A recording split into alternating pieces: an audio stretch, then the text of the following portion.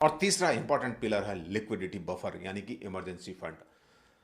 पहले अपने आप को सिक्योर करिए, अपने पास एक लिक्विडिटी फंड रखिए इमरजेंसी फंड के तौर पर, उसके बाद इन्वेस्टिंग की बात करिए। और वो होना कितना चाहिए? आपके पास कम से कम 6 महीने, आप सैलरीड पर्सन हो तो 6 महीने की आपकी खर्चे के बराबर आपके पास फंड होना चाहिए। मान लीजिए 50,000 रुपये आपकी का खर्चा है महीने का, तो 3 लाख रुपए आपके पास एक सेफ एफडी या लिक्विड फंड में होने चाहिए। उसके बाद आपको इन्वेस्टिंग की बात सोचनी चाहिए, वरना टेंशन में आ जाओगे। और यदि आप बिजनेस ओनर हो तो 12 से 18 महीने के खर्चे के बराबर फंड आपके पास होना चाहिए।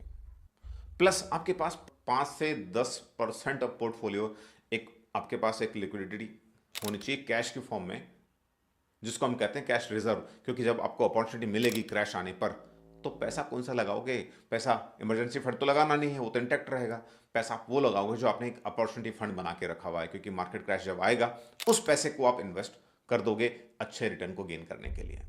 जब 2020 का जब क्रैश आया था, एक दिन में 13% मार्केट गिरा था। जिन लोगों के पास पैसा था, उन्होंने उस समय उस डिप पे बाय किया और कई गुना रिटर्न्स उन्होंने बनाए थे। और जिनके पास पैसा नहीं था, वो बेचारे सिर्फ देखते रह गए।